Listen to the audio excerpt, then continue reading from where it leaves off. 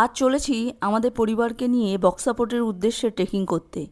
প্রায় 3 কিলোমিটার পথ, পাহাড়ি পথ আমাদের অতিক্রম করতে হবে। আমি এই ট্রেকিংয়ে আপনাদের দুটো চমক দেখাবো। তার আগে বক্সাপোর্টের ইতিহাস সম্পর্কে একটু জানিয়ে রাখি। বক্সাপোর্টটা আগে ছিল ভুটান রাজার দুর্গ। তারপর পরবর্তীকালে সেখানে ব্রিটিশরা দখল নেয় এবং তখনকার দিনে স্বাধীনতা সংগ্রামীদের সেই দুর্গতে কয়েদি হিসেবে আটকে রেখে দিত।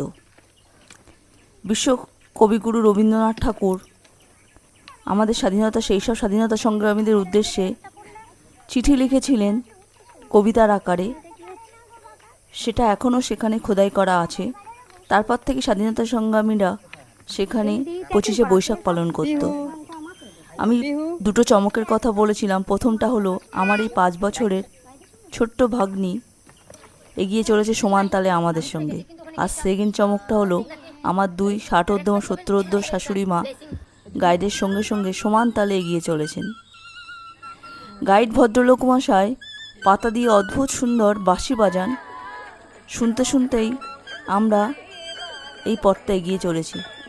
প্রায় 1.5 ঘন্টার পথ আমাদের অতিক্রম করতে হবে বা আমরা সেই পাতার শব্দ শুনতে শুনতেই এগিয়ে চললাম এবং অবশেষে এসে পৌঁছালাম বক্সাপোর্টে।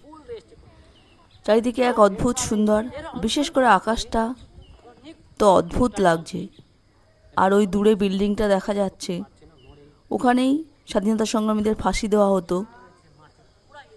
আর ওই দূরের বিল্ডিংটায় স্বাধীনতা সংগ্রামীদের আটকে রেখে দিত। আর এখানে আমরা আমাদের ট্রেকিং শেষ করলাম। টাটা।